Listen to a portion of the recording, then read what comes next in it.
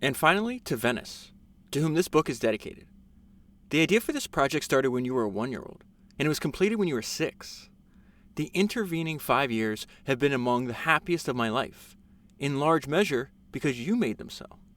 You too indulged my stories about Max Levchin and Elon Musk, and you offered wisdom of your own kind in my moments of doubt about the project. You are unlikely to remember most of what happened these last 5 years. I will never forget them. Authors of books like this should usually refrain from burdening readers with lessons. The reader is smart enough to figure those out for themselves. But there's a special acknowledgments-only exception to that rule for author dads. And I'm going to take advantage of it to offer you a message in a bottle for whenever you get around to reading these words. Here goes. Your life will be shaped by the things that you create and the people you make them with. We tend to sweat the former. We don't worry enough about the latter. The story of PayPal isn't just people banding together to shape a product. It's about how banding together shaped the people themselves. The founders and earliest employees of the company pushed and prodded and demanded better of one another. I hope you find people like that too, and that you make things with them. That sounds simple, but it's awfully hard. I've been fortunate. I have a sequence of those people in my life, many of whom have been named in the previous pages. You know them as Auntie Lauren and Auntie Grace and Uncle Justin and so on. They are the people who hold me to account. We don't just enjoy one another's company. We make each other better. Our friendship rests on productive discomfort, and we love each other enough to say what needs to be said. In a funny way, I'm not sure I can play that role for you. There are lessons I love you too much to teach you, so you'll need to go out and learn them for yourself. Fellow travelers will help. Books need editors. Lives do too. As with all my advice, take it with a very hungry, caterpillar-sized grain of salt. Besides, I may not have to worry. If you crack this book open at all, sat with it this long, and made it this far, maybe you'll be just fine. That is an excerpt from the book that I'm going to talk about today, which is The Founders, the story of PayPal and the entrepreneurs who shaped Silicon Valley, and it was written by Jimmy Soni. And that dedication to his young daughter comes at the very end of this incredible, incredible book that I'm holding in my hand. I was able to talk to Jimmy, and he sent me an early copy of this book. If you're a longtime listener to the podcast, you'll recognize his name. He wrote one of the best biographies I've ever read. I think it's Founders number 93. It's the biography of Claude Shannon. And so once this book arrived in the mail, it reorganized my plans for my entire week. I've spent most of the last several days completely engrossed in the book. And normally when I sit down to talk to you, I'm excited. Today I'm a little nervous. I do not think I'm going to be able to do justice to just how great this book is for entrepreneurs, for founders, for anybody trying to start a company and do something anybody trying to do something really difficult in their lives. So all I can do is just jump right into it, and we'll see how this goes. So I'm going to jump right into the introduction. The very first word in the book is a quote from Elon Musk. And if you've read Ashley Vance's biography of Elon, you know this is his favorite word. And it says, "Fuck, you're making me rummage around the attic," said Elon Musk. We sat in his living room, but the metaphor still fit. Musk was about to tell me the story of PayPal. As he spoke about the internet's development and PayPal's origins, the story spilled out. About his first internship at a Canadian bank, about building his first startup, then his second, about what it felt like to be overthrown as CEO. By the end of the afternoon, nearly 3 hours later, I suggested we pause. We had only scheduled an hour together, and though Musk had been generous with his time, I didn't want to wear out my welcome. But even as he stood to show me out, he launched into another PayPal story. 47 years old, Musk spoke with the enthusiasm of someone older asked to relive his glory days. "I can't believe it's been 20 years, he said. It was hard to believe. Not just the years that had passed, but how much PayPal's alumni had accomplished in them. And then he goes into some of the influence that this PayPal Mafia, the alumni network, has had. So it says, both in the foreground and behind the scenes, PayPal's alumni have built, funded, or counseled nearly every Silicon Valley company of consequence for the last 2 decades. For its admirers, PayPal's founders are a force to be emulated. For its critics, the group represented everything wrong with big tech, putting historically unprecedented power into the hands of a small clutch of techno-utopian libertarians. Indeed, it is hard to find a lukewarm opinion about PayPal's founders. They are either heroes or heathens, depending on who offers the judgment. And yet, despite all that, the PayPal days themselves are usually glossed over. If the early years come up at all, they are typically granted a polite paragraph crediting PayPal for making the later splashier achievements possible. The group's subsequent successes are so legendary and their controversies so conspicuous that they steal the oxygen from the origin story. And then these next two sentences I double underlined, and I even jotted in the book. Nailed it. To skip PayPal's creation is to neglect the most interesting stuff about its founders. It is to miss the defining experiences of their early professional lives, one that defined so much of what came later. He just gets it. That's exactly what you and I try to do here. If you're able to see the books that I highlight, 70, 80, 90% of my highlights come in the first half of the book, maybe the first 2/3 of the book, before they were rich and famous and successful. It is always more interesting to learn about who they were, like what versions of themselves built the foundation that their now current or future success lays upon. I saw a tweet from another, his name's Antonio. He read the book as well. He's an author. And he says something fantastic about, he's like, obviously highly recommended. You can clearly see that I think you should buy the book right now. This is a book that you're going to reread. I'm going to wind up doing podcasts on years down the line. There's just so much information here. It's not only the personalities you get to learn, like what was Elon Musk like in his 20s? What was Peter Thiel like in his 20s? What was Reid Hoffman like when they were at this age? But it's also just, they're so creative. And there's just so many times I put down the book, I'm like, that is really, really smart what they just did there. It was so complicated and complex what they had to achieve, and yet their response and the ideas they came up with, it's remarkable. But what he said is, the book is full of improvisation and gumption, fear and arrogance. It perfectly captures the drama of early-ish Silicon Valley and now big players when they were just hustlers trying to figure it out. And so, aside from Elon Musk, nobody's already rich when this is happening. Elon had just sold Zip2. He has this funny line in the book I'll get to later. He's like, overnight, my bank account went from having $5,000 in it to having $21 million and $5,000 in it. But everybody else is living in little apartments. Now you fast forward, they've built multiple, they've not only built but also invested in multiple multi-billion-dollar companies. A lot of these people have, multiple billion-dollar net worths. But in the book, they didn't. And so that line, these are the now quote-unquote big players when they were just trying to figure it out. And there's just another fantastic line that gives you an idea of what this book is about. Several PayPal alumni observed that they had spent the rest of their careers seeking a team of comparable intensity, intellect, and initiative. And then he gives us a little bit about the prehistory to PayPal. It says, the PayPal we know today resulted from the fusion of two companies. Confinity was founded in 1998 by two unknowns, Max Levchin and Peter Thiel. Fresh off his sale of his first startup, Elon Musk had founded X.com. He still owns that domain to this day, actually. A company that helped users email money. So these start the history of PayPal is they started out as competitors and then they eventually merge. This was a contest that raised the competitive ire of both teams and ended in a merger. For the next several years, the company's survival was an open question. They were sued, defrauded, copied, mocked from the outset. PayPal was a startup under siege. Its founders took on multi-billion-dollar financial firms, a critical press and skeptical public, hostile regulators, and even foreign fraudsters. In the space, this is why I say the stories in this book is just wild. It's incredible. In the space of just 4 years, the company survived the bursting of the dot-com bubble. I think I have a line later on, but in case I don't, it really struck to me. It's like, so you have they started the company before the internet bubble burst, right? But they said something like 3 quarters, like 75% of their growth happened after, post-crash, which I thought was wild. In the space of just 4 years, the company survived the bursting of the dot-com bubble, 3 investigations from state attorney generals, and a copycat built by one of its own investors. Many of its founders and early employees joined the company in their 20s. Most were fresh out of college.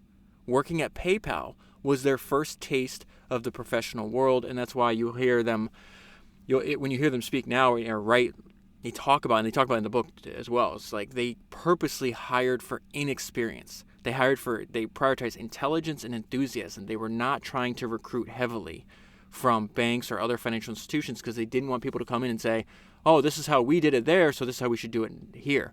That sounds very counterintuitive, but I would say it's extremely common in the history of entrepreneurship. Henry Ford writes about this at length. And he was talking about, listen, we're inventing a new way to mass produce cars. If you're doing something new, you cannot go and recruit experts. He says, let me quote from his autobiography, and these are words he wrote over 100 years ago. That is the way with wise people.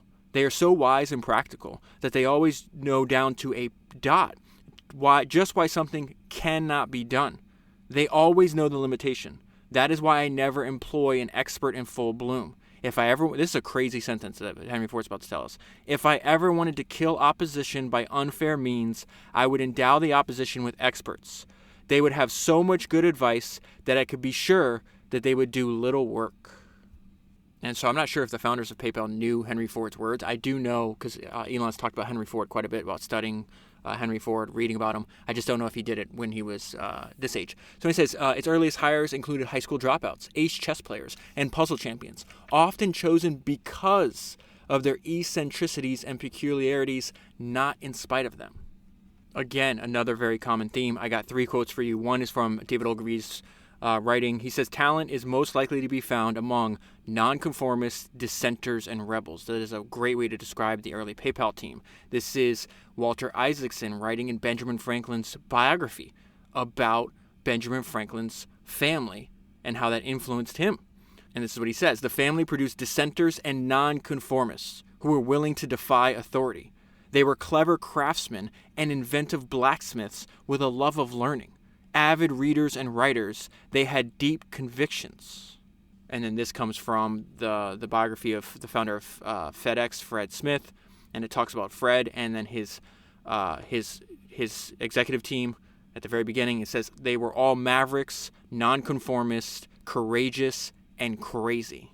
And we see a small example of that here. It says a wall in the engineering office area included 2 banners. One was titled the World Domination Index. There's an entire chapter named that. It says the World Domination Index was the total count of PayPal's users that day. The other was a banner bearing the words Memento Mori, Latin for remember that you will die. PayPal's oddball team was out to dominate the world or die trying. And then I really like this observation by Elon here.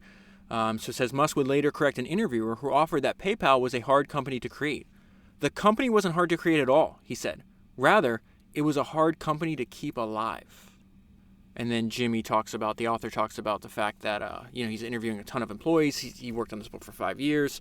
And there's just a line here. It's funny that I underlined this at the very beginning. I'm still in the introduction and now have read the book's 400, the version of the copy I have, I don't know what it will be when it's released, is 414 pages. And this is a great way to think about this. And it's just so, these stories are really important to read and to really absorb, is because it talks about the true nature of business and this crazy endeavor that we choose to dedicate our lives to. And it's not clean cut, it's not cookie cutter. It is a dangerous environment. The way entrepreneurs represent themselves on an interview is not the way they really are. And that's natural. That's anybody who's is going to present their best version of themselves to the public, right? But it says many remember that the company was as cutthroat as it was creative, and it was unforgivingly intense. When you read a book about the lives of somebody that accomplished a lot, or the early story of the early days of a company, the extremes are on display.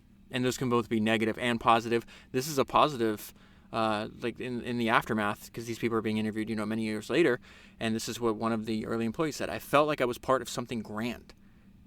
And something that Jimmy does that's really smart, he compares it to other historical collections of talent. So let me go into that a little bit here, because I thought this was an interesting idea, and I want to compare it to something I learned from this interview I watched a long time ago with Steve Jobs.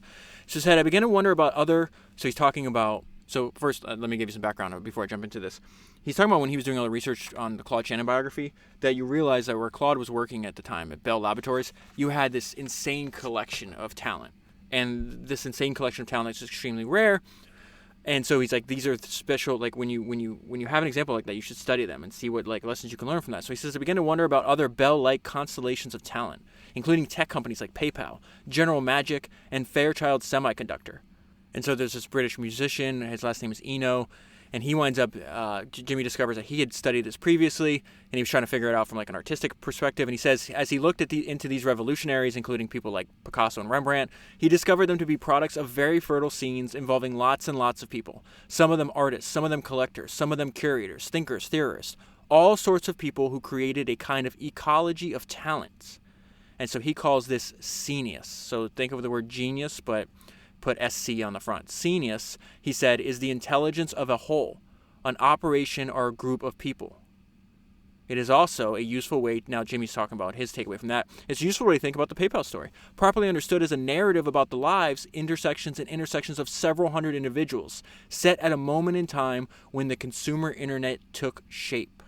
Many of their achievements emerge from the productive friction of the group.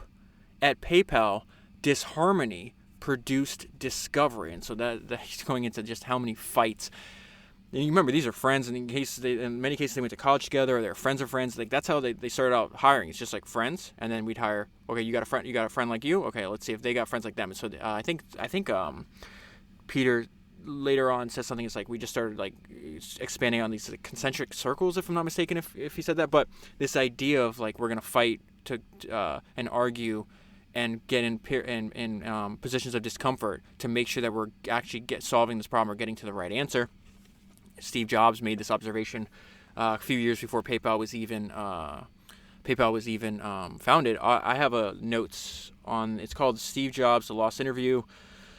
And according to this, I took this notes back in 2019. I want to read something for you. And this is Steve talking. I'll leave the link in the show notes too. So it says, this is my note. It says this is a metaphor for teams working on a product that they are passionate about. Okay, so here's Steve. There was an 80-year-old man that lived on my street. One day he showed me a dusty old rock tumbler. We took regular, old, ugly rocks and some liquid and powder and put them in the tumbler. He said to come back tomorrow. The next day, we opened the can. We took out these amazingly beautiful, polished rocks. The same common stones that had gone in, through rubbing against each other, creating a little friction, creating a little noise, had come out these beautiful, polished rocks. It is through a group of incredibly talented people bumping against each other, working together. They polish each other. They polish the ideas. And so that idea, now looking back at what Steve's saying, with the benefit of having read this book, that line really sticks out. It is through a group of incredibly talented people bumping against each other, working together, that they polish each other. They polish the ideas. And then there's another great line here why I think this book is worthy of study. Properly understood, PayPal's story is a 4-year odyssey of near failure followed by near failure. So I want to go to Max Levchin. He's the CTO and co-founder of PayPal. He may be the most, if you consider that his work wound up solving, him and his team wound up solving the huge fraud issue that came very close to killing PayPal. He might be the most important person in the story. But in his early life, he's growing up in Russia, or the Soviet Union, whatever you want to call it. And they don't have a lot of money. He discovers computers, and he just completely falls in love. And there's actually a lesson here. So he says, the notion that you could tell a machine to do things in the future was this profound realization, he said. From now on, I don't have to know everything to get stuff done. I can just start writing it down, and it will happen on its own later. So he gets access to a computer. He's severely limited on how much time he can spend on a computer. This is in the 1980s. I think we're around 1986 or somewhere in there. And he has to start programming with pen and paper, or pencil and paper rather. And he says this wound up being good. So he says, to preserve his precious computer time, he devised a system, writing code with a pencil and paper. This learning process left exacting standards. And so he's talking about this is obviously I'd rather program on a computer, but I don't have that option, so I'm going to do it this way. I'll do whatever it takes. And here's his punchline. This made me very tenacious. I never really had the option to take the easy way out.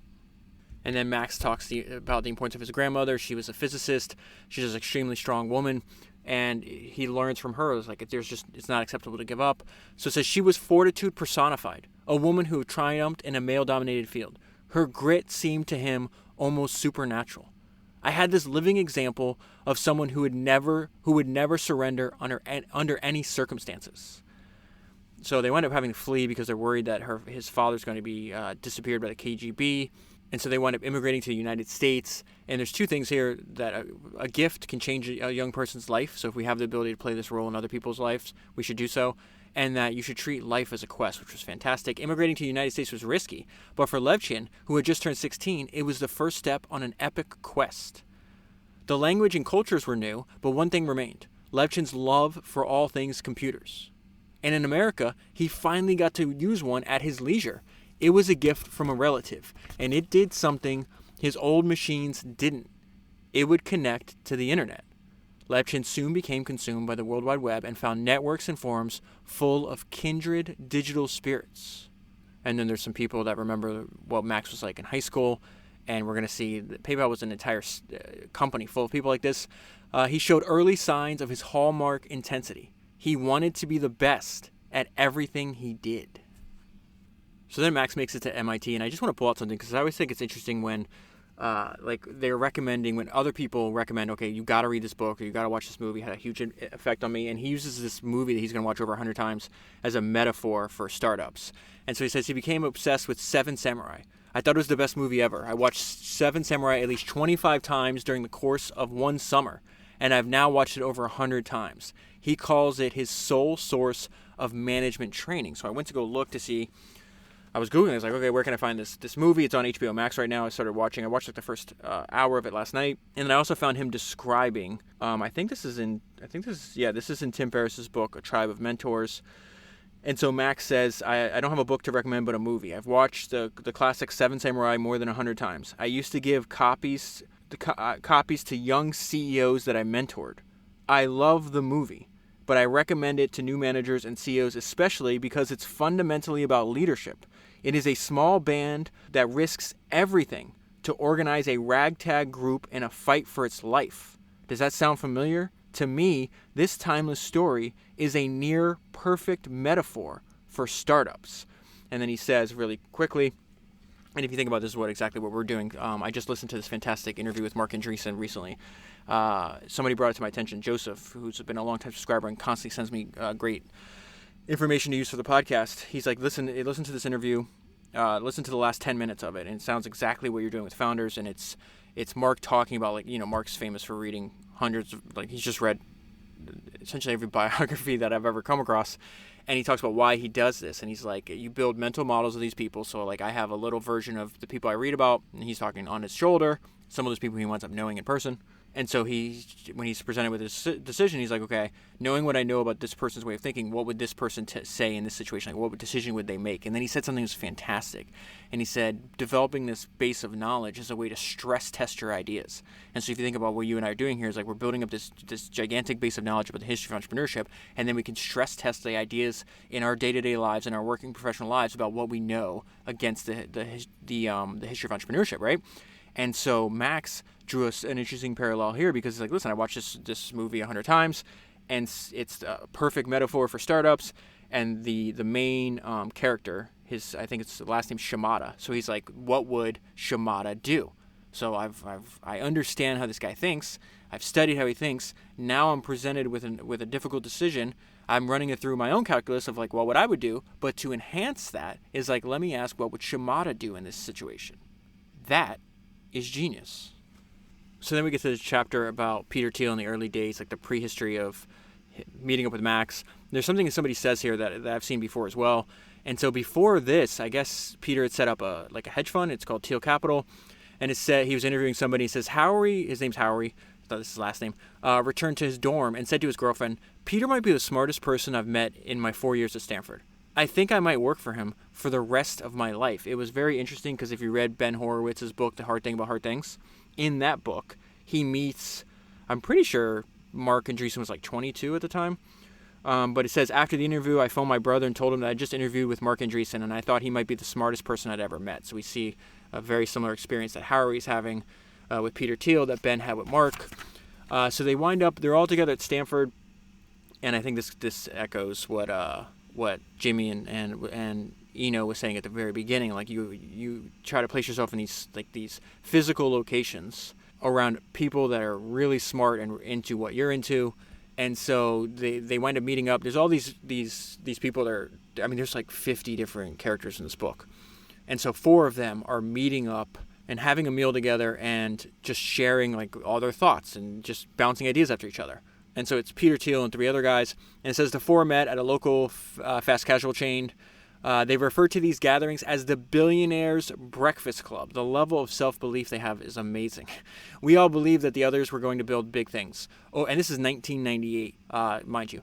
Over meals, they discuss the latest developments in technology, philosophy, education, startups, and their predictions for the future. And so one of them is this guy named Luke Nosek, who winds up saying, hey, I want to start my own company. Peter, you're interested in startup investing. Will you make an investment? They're going to work together for a long time. So it says just about everything was wrong with it. So Luke has this idea for like a smart calendar app. And then the reason I'm pulling this out is because if you listen to Peter speak or you read his book, he talks about over and over again, do not build. If you want to capture lasting value, you can't build undifferentiated commodity businesses. He puts a pithy maxim on this. He says competition is for losers. Again, I think that's him being a way to hook that idea in your brain. And this may be an influence where he learns from this. So he says, or he learned this. Just about everything was wrong with this idea, Thiel later said. It was a saturated e-calendar space that had like 200 companies that were competing for dominance.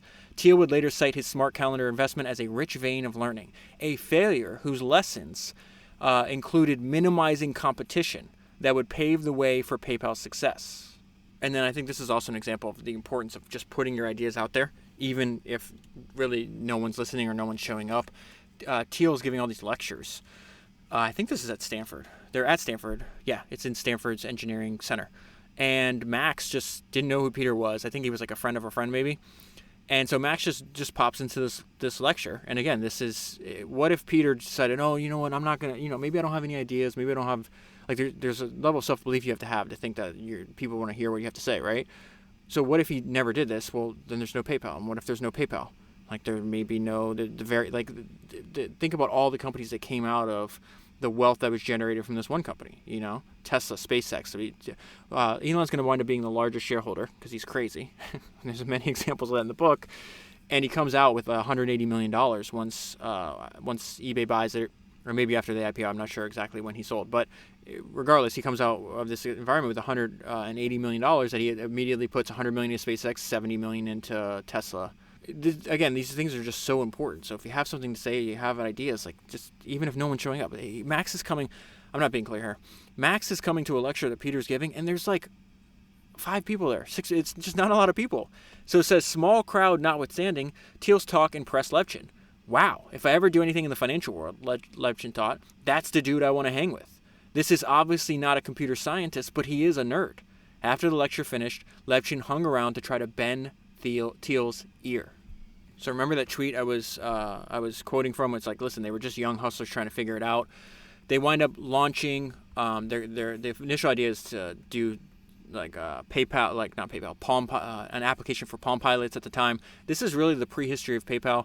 I'm going to read it to you and then I'll explain it to you. The effort arguably represented PayPal's earliest iteration. The company now boasted an angel investor with a closet office. So that's Thiel. Remember, the guy probably has, 10 or $20 billion, whatever it is now. He starts his company in a broom closet. Essentially, that's all that was available. A CTO without air conditioning. That's Max. He's coming from Soviet.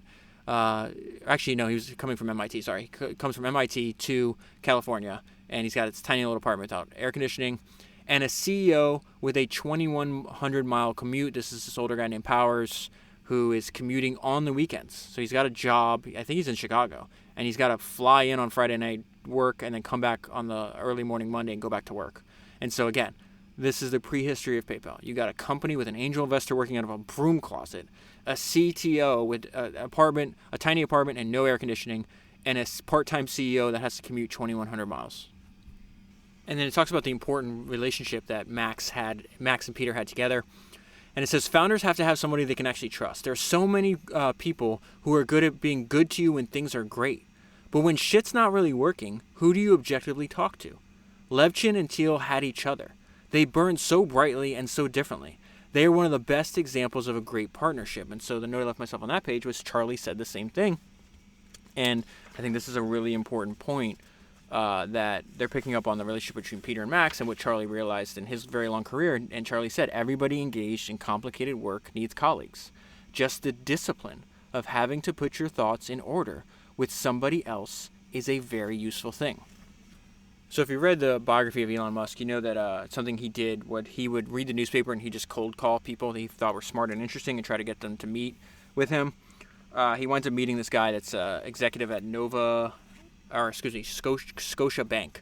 And I just want to give you a description. He winds up becoming a friend and a mentor to Elon, and his name's Nicholson. And I'm just giving you a real quick, his impression of meeting Elon when Elon was 19 years old. So it says he was very, very bright. He was very curious, and he was already a very, very big picture thinker. And so it's through this internship that Nicholson gets Musk at the bank, where Musk just has this, these people are morons. If I ever have to compete, I would not be worried about competing against bankers. He says this is Elon looking back at this time, if they're this bad at innovation, then any company that enters the financial space should not fear that the banks will crush them, because the banks do not innovate, Musk said. And so there's a couple highlights here that are just really interesting. It's Elon on not needing business school, on the importance of studying physics, on reading, and then the importance of asking the right questions. And so he's a dual major. He's studying physics and finance. And so it says if he redid his studies, if he had to redo his studies, he admitted he might have ditched the business classes altogether. Musk's passion for physics predated college. I had an existential crisis when I was 12 or 13, he later said, and I was trying to figure out what does this all mean, meaning life? Why are we here? Is this all meaningless? In the midst of that crisis, Musk discovered a science fiction novel that offered hope. It was Douglas Adams' The Hitchhiker's Guide to the Galaxy. And so he talks about the stuff, this actually soothed him.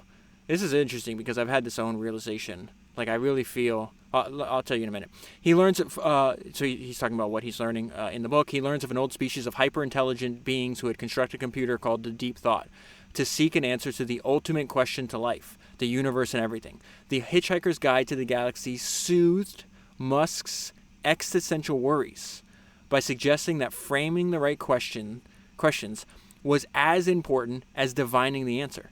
A lot of times, Musk explained, the question is harder than the answer. And if you can properly phrase the question, then the answer is the easy part. And so it's interesting that he was soothed by reading this book. I really feel if you read a lot of biographies, you read, especially of people that have already died. My own experience, that's the same word I would use. It's weirdly soothing that you see life is going to play out. Death is undefeated. It's not something you can avoid, so let's get to it. Let's build. Let's have a quest. Treat life as a grand adventure. To Musk, physics asked the right questions. He started to read the work of Dr. Richard Feynman. I've read 3 of Feynman's books, including his autobiography. I'll probably throw that on the podcast at some point. The internships exposed Musk to the world of technology, startups, and he found people who, like him, labored around the clock, relished video games, and would solve math puzzles for fun. And then it goes into the behavior we see of Musk, what Musk was like in his early 20s, moves out to California, starts his own company. This is Zip2. This is when, he starts his, I just work. I wake up, I open my eyes, I work until I fall asleep. He literally lived in the office. He would shower at the YMCA. So I'm going to fast forward through some of this history, but it says Zip2 grew throughout late 1996 and 1997. Winds up being a technology company that powers media companies, essentially. So they get investment from Knight Ridder, SoftBank, Hearst, Pulitzer Publishing, and other companies, and the New York Times, actually. Only 2 years into its existence, the company powered sections of 140 different newspapers. The growth came at a price, though. Musk clashed with his investors and fellow executives, who raised questions about his leadership. He was impatient and perpetually sleep-deprived. He was prone to setting unreasonable deadlines, chewing out other executives and colleagues in the open, and retooling code written by other people without asking first. And so he knows he's running a company like a maniac. He says later on, he's like, listen, this is the first time I ran everything. I didn't even play team sports. I'd never managed people. His aggressiveness and all those traits, I think he still possesses to this day, but he says that he's better at dealing with other people. I'm going to fast forward so we can get to the PayPal. It all came to a conclusion early the following year. Zip2 sold to Compaq for $307 million in cash. For Musk, that purchase meant a $21 million payday. To this day, that moment astonishes him. My bank account went from $5,000 to $21 million and $5,000, he said. He was 27 years old. And then you're going to see he does something like when he starts X.com, he just throws a bunch of his own money into it. He doesn't even try to raise investments. We see this over and over again. He'll eventually raise money in the future, and I think in every endeavor. But this idea, and it's why would he's full risk on? Why would you do that? And part of the reason is because he has this great insight about the internet. And so he says, the business types treated the internet as a 20th century gold rush. Musk saw it differently. I thought it was something that would fundamentally change the world. It was like a nervous system for the world that could potentially make humanity somewhat of a superorganism. So then he starts X.com, and here's some people that are working with him. And really, I'm bringing this to your attention. Like, this is the impressions they had of Elon in 1999. He's one of the greatest salesmen I have ever met. He's like a Steve Jobs. When he articulates something, he tends to find the kernel that will appeal to a broad mass of people intuitively. And then we're still in 1999. An early employee goes to Elon's apartment. And this is what he says. He was very high energy, very much, let's go. Let's get something going and do something. Build something, let's achieve something. He walked into Musk's bedroom. The room was literally filled with books, biographies about business luminaries and how they succeeded. It kind of clicked to me that Elon was prepping himself and studying to be a famous entrepreneur. It's funny because that's what my bedroom looks like now. I've long since run out of shelf space. So then Musk talks about fixing a mistake that he made with his first startup. And he's got a really important insight about marketing. It's just one human communicating to another. Do not overcomplicate it. Musk had outsourced the renaming of Global Link, that is one of Zip2's products, and regretted it. I had deferred brand and marketing and whatever to people I thought were domain experts, Musk said. And then discovered subsequently that you just have to use common sense. And that's actually a better guide. And then we see this risk-on attitude that he continues. I mean, for the rest of his companies, right? Musk rolled much of his Zip2 windfall into X.com, investing $12.5 million and purchasing the X.com domain with his personal funds. At the time, I thought, he's nuts. Honestly, he's nuts. Indeed, staking so much of one's net worth on a new startup was noteworthy, in large part because Musk didn't have to. And so they made the point at this time when he's trying to raise money for X.com, or when he's investing this money for X.com, it was a very friendly environment to people raising money for internet companies. And if somebody that just had a successful exit of $300 million could raise money easily. He did not have to do this. What was interesting to me is the signal. I didn't even think about this, like this other effect that it could have. The signal it made to other people that he was trying to recruit, because he's saying, listen, everybody's throwing around money. It's very hard to recruit engineers. I need the best talent. And so it says this wind up the fact that he put so much of like his skin in the game. People would choose him if the two offers were equal. It's like, I'm going with the guy that actually put money behind it because he clearly believes in it. Musk's personal investment made for a winning recruitment pitch. I'd make a phone call for recruiting or whatever and say, oh, he's got $13 million of his own money in it. This was an example of a high-profile founder betting his fortune on the company. So I want to stay here for a second because this is Elon post Zip2, but pre PayPal, right? We're in the X.com. His mentor hooks him up with this guy Fricker, who is also used to running his own thing. So this guy's not going to last very long, but there's just a lot of valuable insights on these 2 pages, a bunch of double underlines, and damn, that's good. Little notes that I left on this. So it says, Elon was very good at pointing to the future just as he is today and saying, the objective is over there, and I know it's over there. So we should all go over there. Vision weighed as much as data. There's a reason why entrepreneurs who succeed in technology get paid as well as they do. It's because it's not a straight line. It's not a straight line between I build the factory and the widgets come out and the widgets get sold. Musk had learned, this is one of the parts where I underlined twice, Musk had learned that startup success wasn't just about dreaming up the right ideas as much as discovering and then rapidly discarding the wrong ones. And so listen to what Elon says here. This is an extremely interesting perspective. You start off with an idea, and that idea is mostly wrong. And then you adapt that idea and keep refining it. And then you listen to criticism. And then you engage in a sort of recursive self-improvement. Keep iterating on a loop that says, this is so perfect, keep iterating on a loop that says, am I doing something useful for other people? Because that is what a company is supposed to do. Too much precision in early plans, he believed, cut that iterative loop prematurely. And so this is just the first example of dozens in the book where you have people within a company fighting with each other. And it says some coworkers found the conflict confusing. This is between Musk and Fricker. Others were less surprised. Musk and Fricker had both run the show in prior roles. Power sharing wasn't a particular strength for either of them. And what's crazy about how tumultuous and just how messy this whole process is. PayPal's messy. The stuff that happens before PayPal's messy. There's 4 co-founders of X.com. 3 out of the 4 leave before the PayPal merger. And so Fricker sends an email to Musk, and he's just like, are you not like all in on this? And so it says Musk responded, but rejected Frisker's premise that he was asleep at the wheel. And so this gives you an insight into just how crazy he is. And this is Musk writing to Fricker. I think you may misread me a little. My mind is always on X by default. Even in my sleep, I am by nature obsessive compulsive. What matters to me is winning. And not in a small way. And that line right there, what matters to me is winning, is the name of this entire chapter. And something came to mind as I'm reading this book, and it really comes to mind when I'm reading. There's just not very many non-obsessed people that we talk about, right? They are by nature obsessive. But this idea is like, you misread me. My mind is always on X by default, even in my sleep. I am by nature obsessive compulsive, and what matters to me is winning. I had this highlight I saw on YouTube, and it's about highly successful people are usually insane. And there was a quote in there I wrote down, and really this quote popped to my mind because there's a bunch of people like this in this book. And it says, you think the people who run things are just sitting at home smoking big cigars. That's not true. I know lots of people like that. They work all the time, from the second they wake up until the second they go to sleep. And they don't just casually work. These people who are running things, the vast majority of them, first, are self-made. And second, this is really the punchline, they are so bloody efficient and smart, you cannot believe it.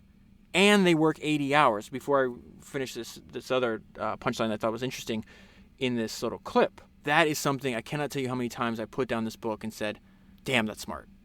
Damn, I can't believe they came up with this idea. They are so bloody at the very top, right?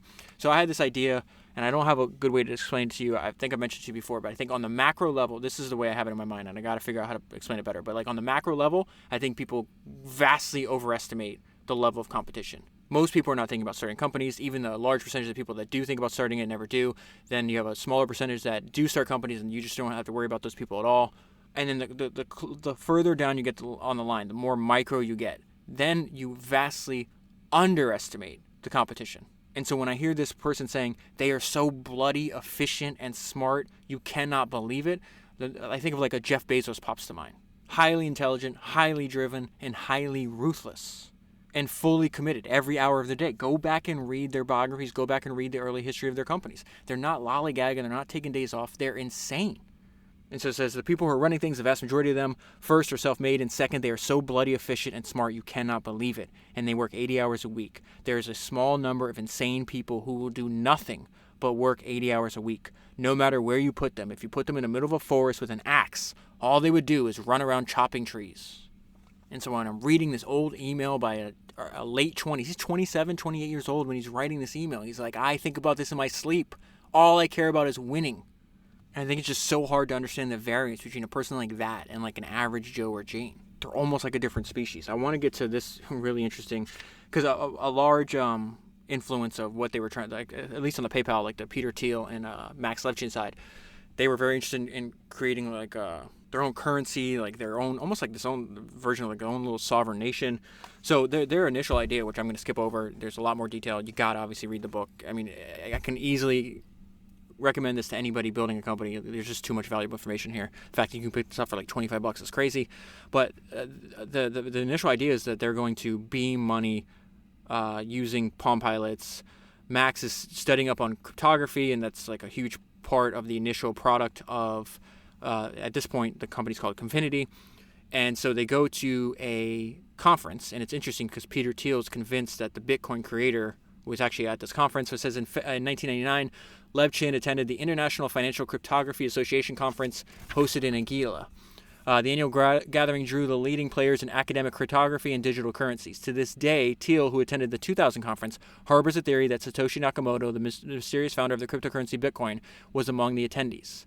To the assemblage of financial crypto experts, Thiel and Levchin came off as arrogant, uninformed outsiders, unaware of the decade of wasted effort before their arrival on the scene. And so what they're talking about is they're trying to raise money for their startup, and it's unbelievably difficult because of what they're choosing to do. I'm going to finish this, but it's the reason I'm bringing this to attention is just a reminder. It's supposed to be hard. It took Jeff Bezos 50 meetings to raise $1 million. He talks about that in speeches over and over again. It's like, it took 50 meetings just to raise $1 million. The most common question at these meetings was, what is the internet? That's crazy to think of. That's a $1 trillion company now. It took 50 meetings to raise $1 million. Venture capitalists, too, were unenthused. During what Thiel called an excruciating process, the team presented over 100 times, with pitch after pitch falling flat. As rejections piled up, the team grew desperate. And so many times, reality is stranger than fiction. This is such a coincidence. These two companies are going to wind up at different starting points and then wind up at the same emphasis, which is this idea. They wind up pivoting to both companies, Confinity and X.com, the idea that you should email money, and they wind up being neighbors. Confinity and X.com occupied adjoining office suites in Palo Alto.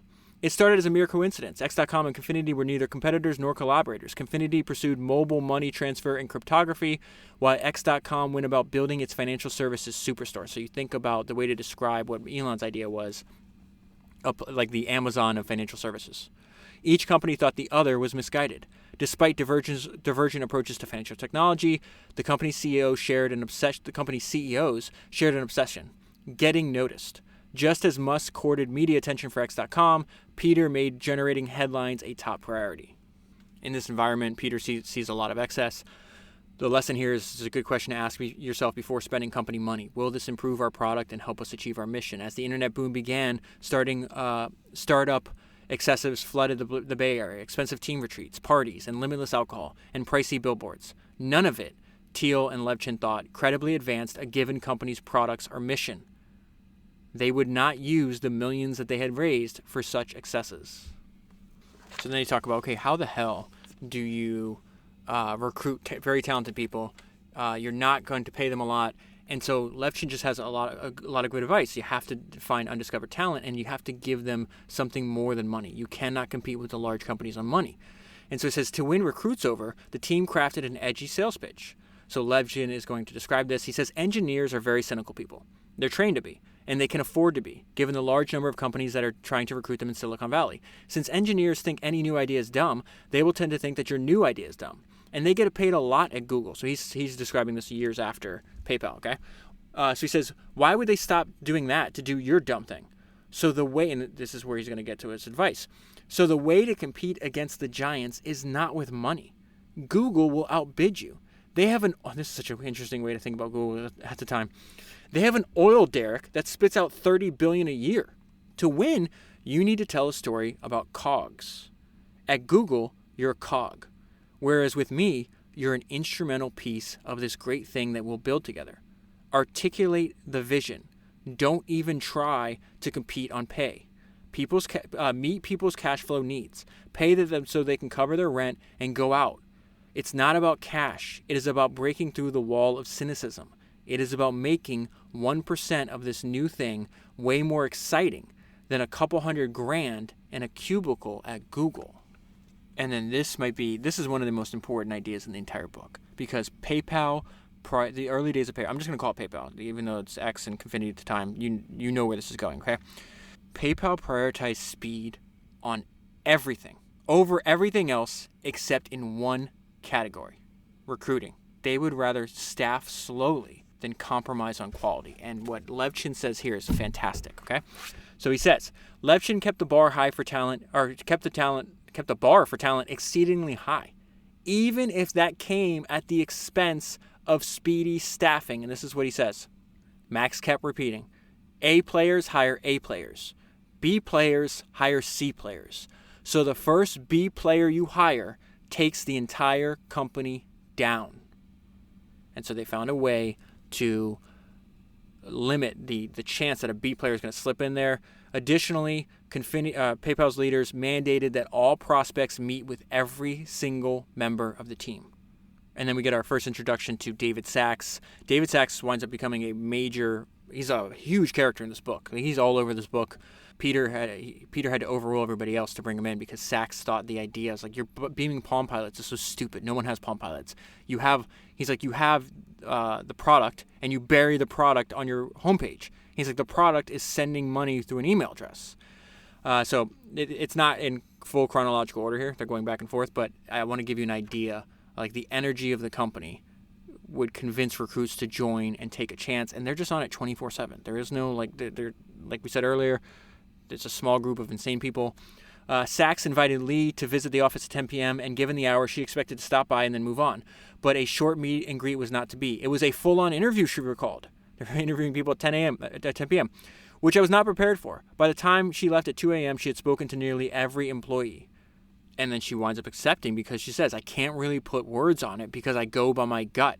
But the energy there, I hadn't felt that before. And I'm like, there's something here. There's another, this person's name is Denise. It says, she came to meet the team. I left the interview not being able to tell you anything exactly about the product or much else other than that these are the people that I want to work with. They're clearly hyper-competitive. She's emphasizing these words. These are her emphasis, not mine. Clearly hyper-competitive, clearly workaholics, clearly want to change the world. I was just like, wow, I found my people. So now they recruit another person that you're going to know who is. This is the future founder of LinkedIn, Reid Hoffman. And this is fantastic because this idea that Paul Graham has popularized, that at the very beginning of your company, you need to do things that don't scale. And you learn valuable information when you're doing that. And he says, like, in his observation of all these great companies, they all did things that don't scale at the very beginning. And in this case, doing things that don't scale lead to a breakthrough. And so this is what Reid says. We're living in the heaven of Palm Pilots. And we would walk into every single restaurant and go to each table. So they're in Palo Alto. They're like, this is, the center of tech. If the highest percentage of people adopting this new device and they don't even have it, what are we doing here?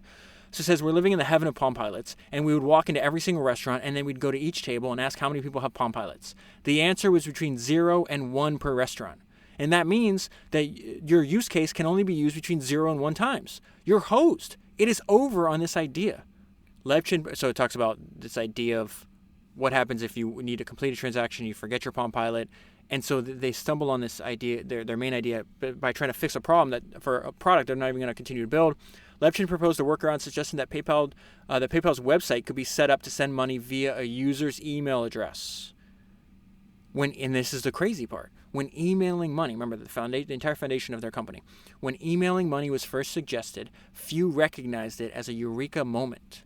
And then looking back, it seems weird too, because they're like, listen, the email money demo dramatically simplified this sequence, which is I'm one person trying to pay another. You can pull out the Palm Pilots, use the infrared, and sometimes it works, sometimes it doesn't. Oh, you don't have a Palm Pilot, you can't do this. It's like, well, everybody has an email address. So again, the way to think about this is there something that you're not working on that could be like a more simple version of what you're doing? The email money demo dramatically simplified this sequence. Within weeks, Levchin had become an avid user of the Afterthought product, even as he remained committed to the vision of the original. And he looks back. He's like, I didn't understand how stupid I was being at that point. He says, that should have been a clue. I had become an avid user of an Afterthought product, but I'm still committed to the vision of the original that I'm not really using. And then think about this. Go back to that idea that we had just learned from Elon, where he's like, you need to keep yourself in this recursive loop of self-improvement. And the loop, this iterative loop, is just keep asking, am I doing something useful for other people? Because that is the entire foundation of a company. And if you apply Elon's thought process to what Max is experiencing here, it's like, yeah, I'm doing something useful because I'm using it all the time. This email product's great, and I'm not using what I'm focused on. And to me, that's another really important point of like studying these the early days of their lives, because you see the mistakes and the struggles of smart, driven people. So back to the book, it says another person who severely doubted the money beaming's viability was a recent hire who would play a pivotal role in the company's success, David Sachs. Thiel and Sachs had attended Stanford together. Sachs didn't pass the aura test. Remember this idea is like where everybody has to meet them. So this is an early, they don't name the person who said this. This is an early team member. The team objected in part to Sachs' total dismissal of the Palm Pilot product. It was a dumb idea. There were 2 problems, Sachs remembered. One is there's only 5 million Palm users. So unless you're with somebody who also had a Palm Pilot, the app is useless. And then there's the other problem. Even if you're with somebody who's got a Palm Pilot, what would you use it for? Nobody could really come up with anything other than splitting dinner tabs. And so I always think about what de Gaulle said, that when he was so weak, intransigence was his only weapon. And there's just example after example of Sachs being intransigent in this book. In hiring David Sachs, Thiel pulled rank and overruled the team's objections. This was a rare move for Thiel, who believed Sachs a rare candidate. After all, few people would come into an interview guns blazing against their prospective employer's flagship product. Thiel valued bracing honesty, and he trusted that Sachs would speak candidly. So that's another example. They're not running away. Go back to Steve Jobs' rock tumbler story. He's like, don't run from disagreement. Run towards it. So while that's happening at PayPal or Confinity or whatever you want to call it, we got to go back to X.com. We're still in 1999, so they haven't linked up yet. This is the late summer of 99. This is crazy what I'm about to read to you. So I'm going to read to you first, and I'm going to tell you why I think it's crazy. So in late summer of 1999, Elon Musk's X.com was a pale shadow of the digital finance behemoth he envisioned. X.com had no finished products and a hollowed-out team. The employee directory now contained a mere 5 names. Missing were the company's founding president and COO, the CTO, and VP of Product Development, the CFO, the Principal Architect, and the VP of Corporate Development. Why is that crazy? Because 3 years later, Elon Musk will make $180 million from this broken situation that he currently finds himself in. So even though Musk has a large amount of his own money in the business, he decides to raise money. And so he winds up meeting with Michael Moritz at Sequoia Capital. Michael Moritz has a very interesting life story. He wrote that book that I did back in like Founders, maybe 76 or something in there. It's The Little Kingdom. It's like it's about Apple. It's like the first. He was at the time. I think he was a reporter for Time magazine at that point in his career. I can't exactly remember, but he ends up writing that book. It's like the first 5 or 7 years. It's like a snapshot of the first 5 or 7 years of the history of Apple, which is very fascinating. Winds up getting an adventure. Winds up becoming a billionaire. So it says Moritz cut an unconventional figure in Silicon Valley. He was an Oxford graduate with a Welsh accent. He was a former Time magazine journalist with limited technical background. But his years of reporting honed his instinct for talent and ambition. In one famous deal, he secured a 25% stake in Yahoo for $1 million, back when Yahoo's founders were still working in a trailer. And so Moritz is going to invest in Elon, and he says something that's really interesting. That Elon remembers. He says, this is August 1999, and he says, Moritz was like, dude, you should not have basically everything you own except your house and your car in a company, Musk remembered. And Moritz makes a good point. He's like, if I knew what was about to happen, we might not have done it. Had Moritz and Sequoia known precisely what they were signing up for, he'd wondered if they had signed up at all. I think we waded into it perhaps the same way that Elon and then Peter and Max waded into it, with a level of ignorance. So now I always find it interesting, like, to think about the traits they had back then that they still have now. There's just a memo leaked where Elon I think it was in SpaceX, if I'm not mistaken, he was apoplectic on the use of acronyms. He wants simple language. So you see this at this point. They're hiring some older people, and they call them gray hairs. I don't even think they're that old. It's just everybody else is in like their early to mid 20s. Another of the gray hairs who joined shortly after was Sandeep Lal. His interview with Musk was memorable. I remember that I used the words change management. And Musk said, stop using bullshit words. And then we see an example of Musk leaning from the front. I just read that book. It's on the first 6 years history of SpaceX called Liftoff. It's also in the archive if you want to check it out. And we see that what they're about to say, what his employees at X.com are about to say about him here, they say the exact same thing, decade and a half later. Maybe like a decade later. And they're the SpaceX, maybe less than that. So anyways, it says, we slept under desks. Even Elon slept under his desk. He didn't pull himself away from that sort of thing. The engineers recall their CEO working elbow to elbow with them through knotty technical challenges. Most CEOs are not very transparent with their staff. Elon was like, listen, we're in the trenches together. Let's do this. It was powerful to work with him because of that. And then this is an interesting sentence if you think about this business is going to be sold for $1.6 billion 3 years later. I didn't have an office or a desk. I had a chair and a milk crate. So there's several coups in the book. There's a coup at X.com. They're trying to get rid of Musk, which is not going to happen. There's a coup to get rid of the original CEO of PayPal when they joined together. Then there's another coup to get rid of Musk that's successful, and then Peter Thiel takes over. But this first coup just happened, or just attempted to happen. And really, I'm reading this section to you because one of my favorite ideas that I've ever read comes from Derek Sivers.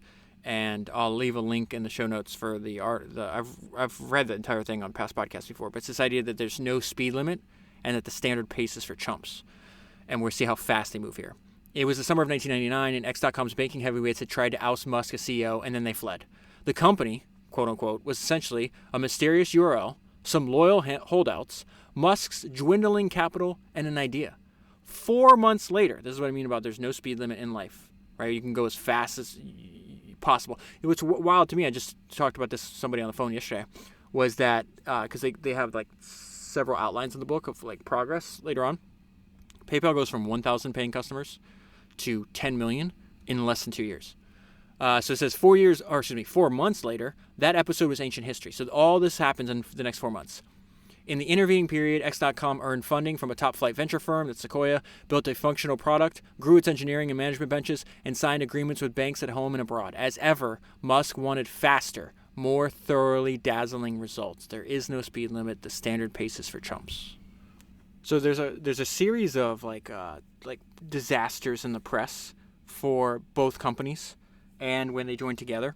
And there's this weird thing that humans haven't figured out, that, especially in the age of the internet, if you dislike something, in many cases, talking about it can actually help it. It's like you should starve it of attention, right? You think of attention as the oxygen for that something. And so I think a variation of this idea is the idea that it's the Streisand effect. It's like when you have an attempt to hide, remove, or censor information, it has the unintended consequence of increasing awareness of that information. And so you get all the negative press about this event that happens at X.com. And this is the result. The extensive coverage, although it was negative, left X.com with more signups than before the negative headlines. And so in parallel, Elon and X.com are going to realize like there's just so many regulatory barriers. Like he wanted literally, you sign at X.com and every single thing, your bank account's there, your investments are there. Like it is your home for money. It is the Amazon of money, right? And then they wind up in the interim figuring out, hey, we can tie people's, instead of having account numbers, your account will be your email address, and then you can send money that way. And he comes to a realization where Elon was like, this didn't make sense because it seemed so stupid and trivial to me. And so he says, it was trivial to do a money transfer. It's like super dumb. My kid has made one, and he's 12. He's saying it's just literally you have an SQL database, and you're just moving it to another row in the database, right? He says they initially thought of it as a user acquisition engine, not as the end product. And so there's another early X.com employee. She's going to stay with PayPal for a while. Her name is Amy Clement. She recalled that the X.com team thought that the person-to-person payment product as simply a user acquisition engine. It wasn't the core business. That was the online financial superstore. Indeed, Musk was frustrated that X.com's other products didn't generate the same excitement.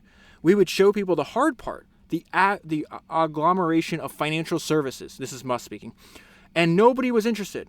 Then we'd show them the email payments, which was the easy part. And everybody was interested. And so what Musk was saying there about this is super frustrating, this was really hard, I want to show it off, and yet you're interested in this thing that was super easy for me to do. There's a quote I keep on my phone I always think about. And it says, people pay you according to how valuable they find your work, not how hard you find it. Basic fact of life, many don't understand. And then there's also, like during this section, Musk picks up on another interesting insight. And really what I thought about is like, oh, this is an interesting insight. Take something that already exists and marry it to a fast-growing technology, what they did. And this is why it was also confusing. Is why is this so impactful? So he says, it wasn't even that we invented money transfer. We just made it useful, Musk said. Other companies had the idea of doing payments before Confinity or X.com. They just didn't do it right. And so is it possible? Can you take something that already exists and then marry it to a fast-growing technology? A lot of people have email in the late 90s, but it's also growing rapidly. And you compare and contrast to their other ideas, like, well, wait, there's 5,000 Palm Pilots. Like, what are we doing here? You can't build a big business off that. So at this point in the story, David Sacks is in control of the product at Confinity, and I'm going to compare this to something I learned about Steve Jobs, which was really interesting. He soon discovered that the product manager was much about avoiding distractions as producing breakthroughs. As I took over a product in the company, Sacks remembered, I kind of became like Dr. No, because I'd always have to say no to everyone's stupid ideas. It was really important that we not squander our precious engineering bandwidth on ideas that didn't make sense for the long-term strategy of the company. So that idea, that's a variation of obviously Steve Jobs' idea that focus is saying no. Sacks became a zealot. He's got a really important idea here. It's like make your product as easy as emails. Fantastic. Sacks became a zealot for efficiency within Confinity and simplicity without. A zealot for efficiency within the confines of the company, and then simplicity without the company, so on the outside of the company. When he saw, for instance, that the early iteration of the PayPal sign-up process, so I don't want to confuse you. PayPal was the product name before. Confinity is the company. PayPal is the product name they came up with. Eventually, Confinity and X.com are going to merge. It's going to be called X.com, and the product will be called PayPal. Eventually, they're like, hey, the freaking name of the company should be PayPal. Okay, so it says, when he saw, for instance, that an early iteration of the PayPal sign-up process forced new users through 7 web pages, he was horrified. On the office whiteboard, he outlined a new single sign-up page form, and after getting approval from Thiel and Levchin, Sachs marched all the engineers in and said, build this. Sachs was like, I do not understand why this is so complicated. It should be as easy as email. And then they start taking that saying and putting it on the company's walls. As easy as email graced the office walls. So I did a bonus episode on that book, Insanely Simple, The Obsession That Drives Apple's Success. It's in the archive if you want to see it. And so there's a story in the book where these people are getting ready. They have all this demonstration ready. They're about to meet with Steve. They go through all this work. They're waiting for him to show up. He walks in, and this is what happens. Mike was shocked when Steve Jobs walked into the room, ignored their work, and walked right up to the whiteboard. Here's the new application, he said. It's got one window. You drag your video into that window. Then you click the button that says burn. That's it. That's what we're going to make. And then he walked out the room. And so this is really interesting. The takeaway here is like you need to read emails from your customers. And so Steve Jobs is known for responding to email. Jeff Bezos is known for responding to email from customers. I say it's like a variation of what the founder of UPS realized. It's like you're getting filtered information for your executives, and you get it unfiltered from your customers or the people working your front line. So that's why Jim Casey, the founder of UPS, would always, whenever we saw a UPS truck, he'd pull over and he'd talk to the driver. He's like, because this guy's he's the interaction with the customer. He's going to tell me straight as opposed to what I'm getting through my executives. And so they wind up realizing, hey, people are adapting our product in ways we didn't understand. And it was really important because eBay becomes the entire, that's the platform they build their future success on. And so Sachs recalled the precise moment the team discovered PayPal's use on eBay. An eBay user had emailed Confinity customer service seeking permission to use the PayPal logo on the auction page.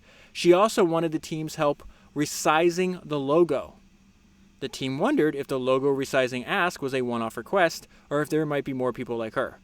Luke Nozick, Chad Hurley's going to be one of the founders of YouTube, and David Sachs huddled together and searched eBay.com for the term PayPal. Thousands of auction listings popped into view. It was one of these holy shit moments, Sachs said.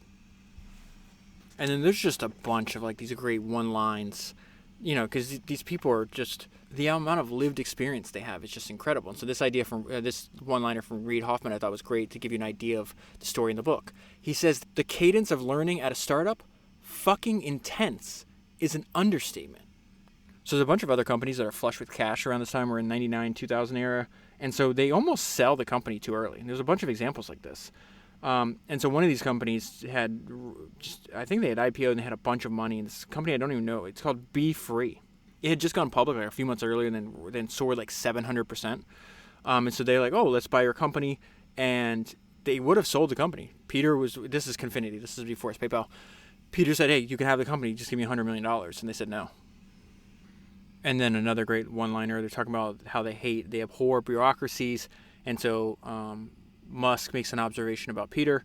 So it says, Peter is even less tolerant of bullshit than I am. The famously administrative averse Musk remarked, my bullshit tolerance is low, but Peter's is 0.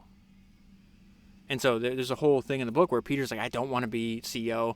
He did it reluctantly. Then they go public. He's like, I really don't want to be a public CEO company. He kept trying to get out of this thing that he was in. He just does not want to do this. He was much more interested in markets and money than managing people. He's like, I don't want any of this. And I think about what the founder of the Four Seasons said.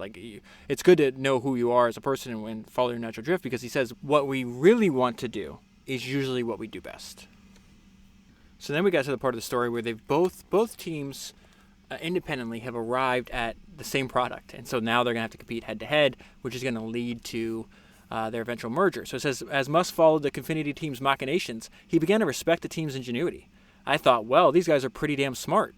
He concluded that X.com would have to do everything it could to win on eBay. To Musk, defeating Confinity on eBay would likely incapacitate it elsewhere. Thus began one of the more ferocious and unusual battles in internet history. X.com and Confinity launched a weeks-long war to win customers on eBay. And they're talking about, this is widely known, but in case you don't happen to know it, both companies are paying sign-up bonuses. So you get $10 to sign up, and then if you try to send money to somebody else, they get $10 to sign up as well. And these number $10 is what it changes over time. Sometimes it's 20, sometimes it's 5, but 10 is the one I think they got the most growth out of. So it says, thus began one of the most ferocious and unusual battles in internet history. X.com and Confinity launched a week-long war to win customers on eBay. It was kind of a race to see who could run out of money the fastest, Musk said. And then we see the extremists. Somebody had a birthday, so it says, Confinity team brought out a cake with the words, die X.com, written in frosting. Musk sent a memorable X.com-wide email with an innocuous subject, a friendly note about our competitors. The message body contained a single line, kill them dead, die, die, die. In Levchin and Thiel, Musk found something he rarely encountered, competitors as driven to win as he was. And then Peter reflects about this point where they're competing. It was incredibly exciting and incredibly scary. And then we get into more of Peter's perspective on this. Earlier than many of his colleagues, Thiel saw X.com as an existential threat. Peter likes to confront things. He likes to know if he's wrong. He's actively looking on how things could break, how could things fail, constantly.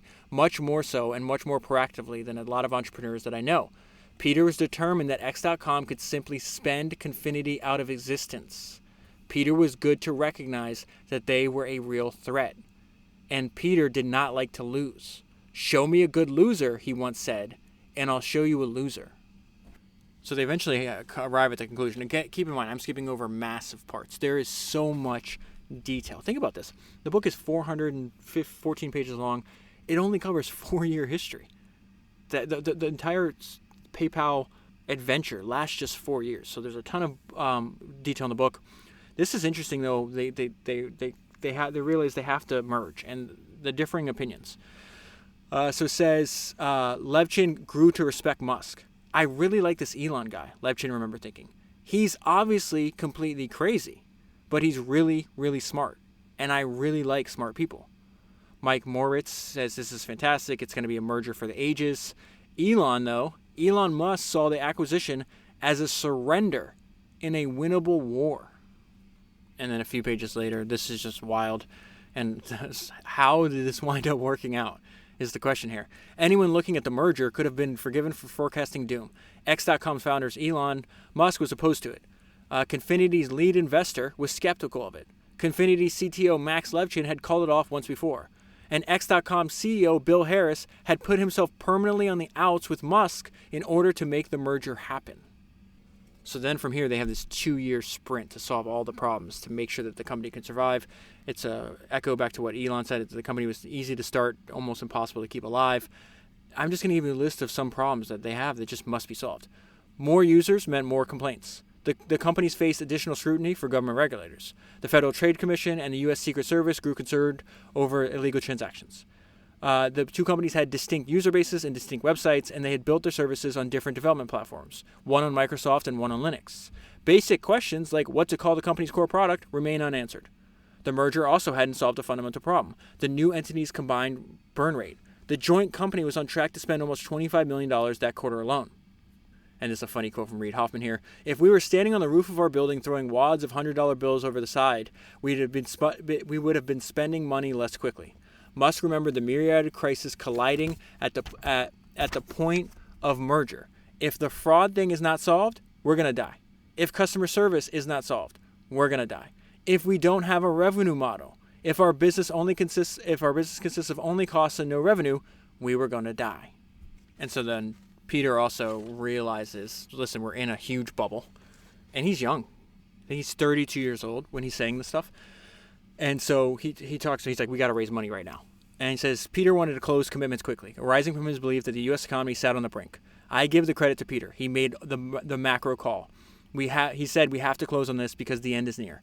I wouldn't call it raising money. And he talks about like how you have a sign of a bubble. I wouldn't cause it, I don't know if this isn't Peter saying, this is another investor. I wouldn't call it raising money when it's like, okay, of all the various people trying to smash down the door and give us money, who should we accept? Oh, this is Elon talking about.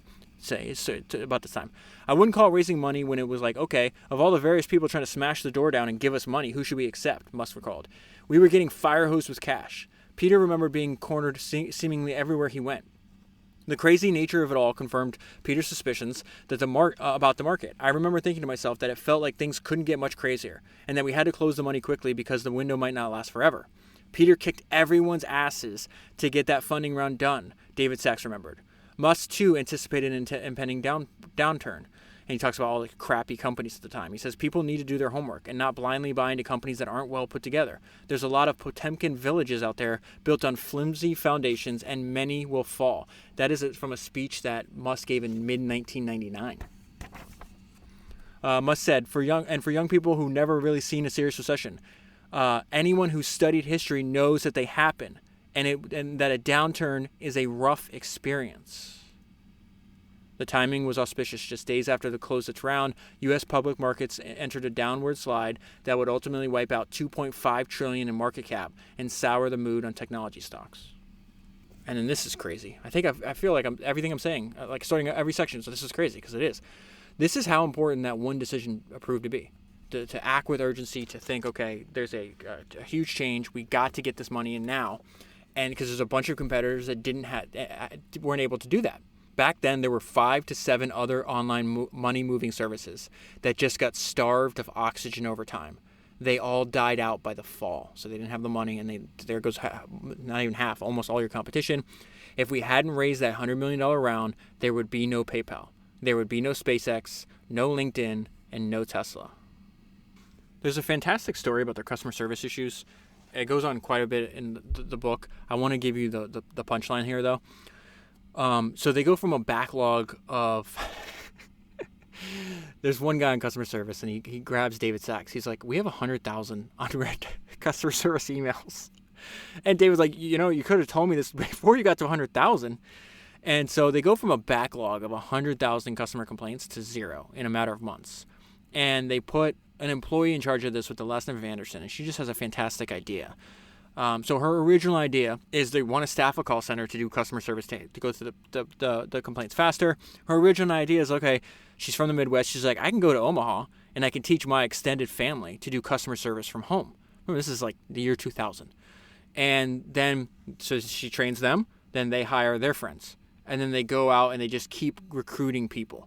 And so they go, and that's a very simple idea, a very smart idea, on how they go from a backlog of 100,000 customer complaints to down 0. And then later on, this winds up being extremely important because later on, eBay has their own payment service that they are trying to prioritize. And one of the complaints from eBay power sellers is that PayPal's customer service is just so much better. And another crazy thing is, like, you can have an idea, and then 20 years later, so they staff this call center in Omaha, and it says to this day, PayPal remains one of the region's largest employers. So an idea comes from just one employee saying, hey, how can we solve this problem? Let me think on my toes. And 20 years later, you're providing employment for a large swath of people. And this is the takeaway. Years later, Anderson reflected on her scrappy approach to solving customer service for the company. I never stopped and thought, will this work? That question was completely foreign in those years. It was, what can we do and how fast can we do it? And then this is an interesting idea. Elon believes that you have to tolerate failures as a side effect of iteration. And says, I remember once Elon saying one thing, which was like, if you can't tell me the 4 ways you fucked something up before you got it right, you probably weren't the right person who worked on it. Musk echoed this sentiment. If there were 2 paths where we had to choose one thing or another, and one wasn't obviously better than the other, then rather than spend a lot of time trying to figure out which one was slightly better, we would just pick one and do it. And sometimes we'd be wrong. But oftentimes, it's better to just pick a path and do it, rather than vacillate endlessly on the choice. And then I think this book is a perfect illustration of the founder of Atari, Steve Jobs' mentor, the guy who hired a 19-year-old Steve Jobs, was this guy named Nolan Bushnell. He wrote a book called Finding the Next Steve Jobs, which I read, and it's also in the archive. He has this idea that sounds counterintuitive to other people that are not entrepreneurs. And he says, listen, only the arrogant are self-confident enough to push their creative ideas on others. And he said Steve believed that he was always right, and he was willing to push harder and longer than other people who might have had equally good ideas but who caved under pressure. And so we see an example of that. Of the 4 executives at the top, Levchin, Musk, Thiel, and himself, Harris would say with a laugh, this guy was forced out, he was a CEO for like a couple months. Harris would say with a laugh, 4 guys, and not a single one of us had an ego that would fit in a large gymnasium. And one thing is they disagreed on is that he wanted to bring in like these older people, to people with experience. And this is Elon on the value of being a young whippersnapper, which I thought was funny. So Elon's saying he was going to tame us young whippersnappers, that's his words, with these like seasoned financial executives or whatever. And we're like, these are the same seasoned executives of these banks who can't do jack shit, who can't compete with us? Doesn't make sense, Musk said. He believed that whippersnappers like Peter, whose loss troubled Musk, because Musk, there's, again, a lot of stories I have to omit. Peter's not getting along with this Harris guy, and Musk isn't either. And so Peter leaves. He's eventually going to come back, but he leaves. So he says Musk believed that whippersnappers like Peter, whose loss troubled Musk, stood the best chance of innovating and winning. And so in Peter's absence, Musk gets to know David Sacks. And they had a lot of similarities. They were both immigrants from South Africa. And this is the important part. They both brought an intensity and energy to their work. And so they're going to kick this Harris guy out. And this is another coup. And they're going to put Elon in there. And really the lesson here is you got to live and die by the founder.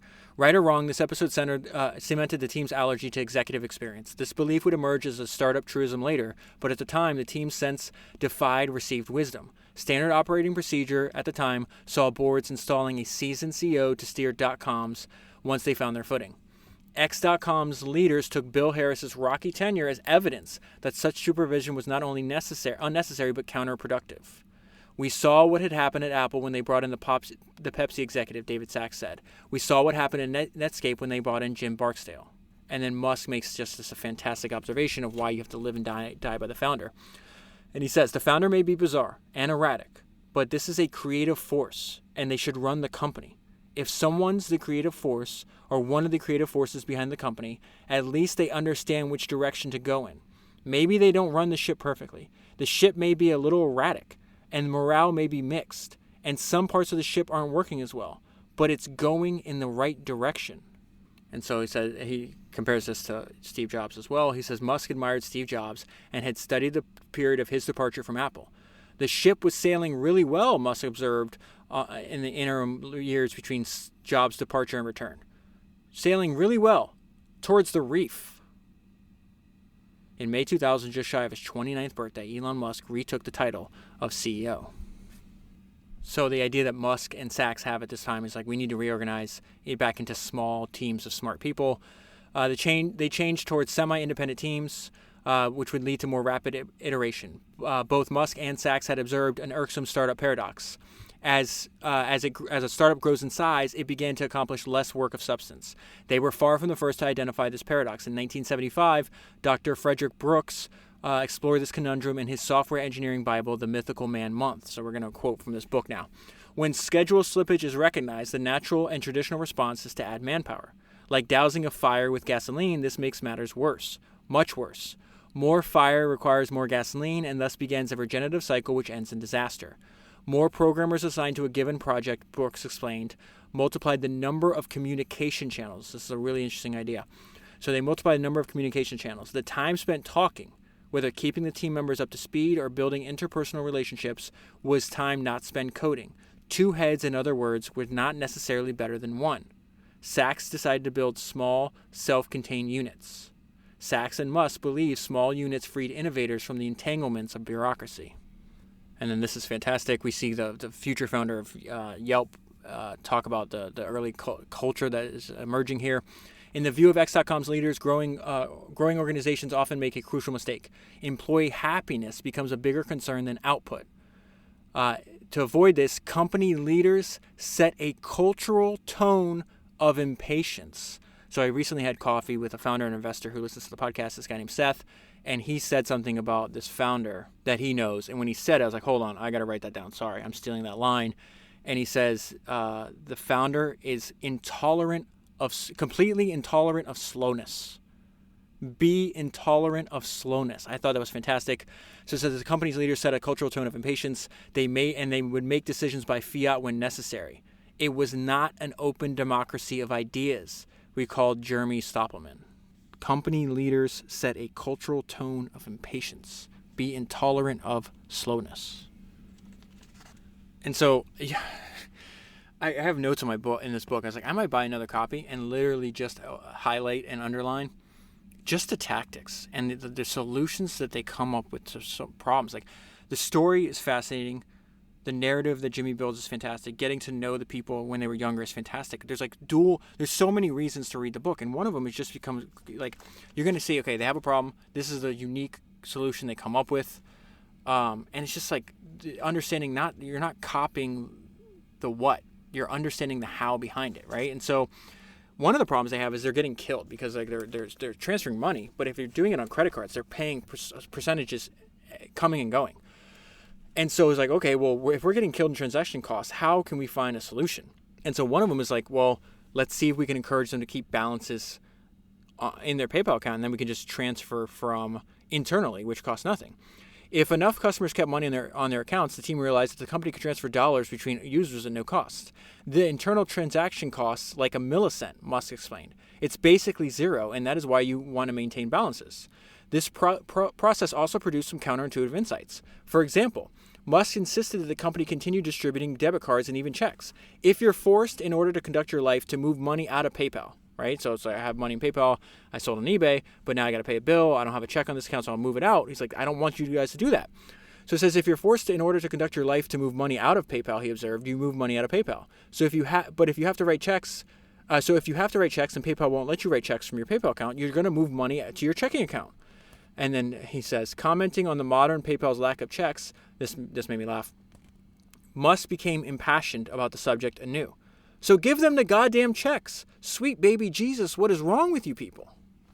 Another great one-liner, important insight for you. David Sachs has brought something to their attention when they're building out this product.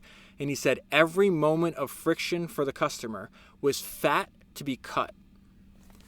So there's this huge internal fight about Musk wanted to rewrite the entire PayPal product. He wanted it written from Linux into Microsoft. There's also some other issues with company direction. He's a very young CEO at the time. And so there's another coup, and they're going to wind up kicking him out. It says, so began the clandestine effort to cut Musk, the co-founder and CEO and biggest individual shareholder, out of the company. And so this winds up happening. They wind up being successful. This is where Peter's going to come and be the CEO up until they sell it to eBay, and then he'll leave. Everybody else leaves. But during this whole time, really what's remarkable is Musk's response to this. And so he gets an email from some supporters, internal supporters, and his response: "Thanks, folks. The whole thing is making me so sad that words fail me. I have given every last ounce of effort, almost all my cash from Zip2, and my marriage is on the rocks, and yet I stand accused of bad deeds, to which I have not even been given the opportunity to respond." And I think the key takeaway here is just the way Elon, I'm really impressed the way Elon responded. So it says Musk didn't even seek retribution. Jeremy Stoppelman was an early Musk recruit, and he reached out to Elon in the immediate aftermath to ask if he and others should show their support by threatening to resign en masse. Musk instructed him to stand down. Even Musk's long-serving allies within the company were thrown off by his moderation. Musk's position was born of realism. While I didn't agree with their conclusion, Musk said, I understood why they took the action they did. Peter and Max and David and the other guys are smart people with generally good motivations, and they did what they thought was right for the right reasons, except the reasons weren't valid in my opinion.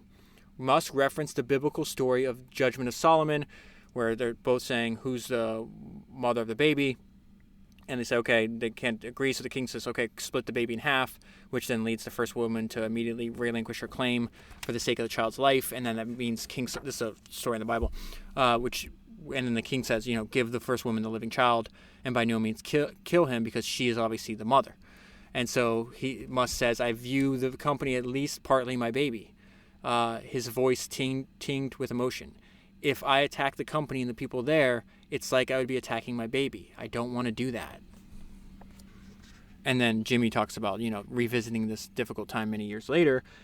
There's another smart move by them here. They let the past stay there, is the note I left myself.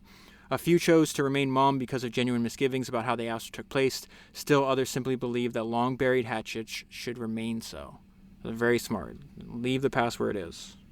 And then 2 decades later, Musk could muster a bit of grudgingly respect for the revolt. It was a well-executed coup, he said, smiling. It's slightly complimentary that they could only do it when I'm not there. So they did it when he was on like a joint honeymoon and fundraising trip. And they planned the meeting for when his plane took off. And then there's a memorable line in the book of the biography written by Ashley Vance on Elon. It talks about his level of pain tolerance that this guy had.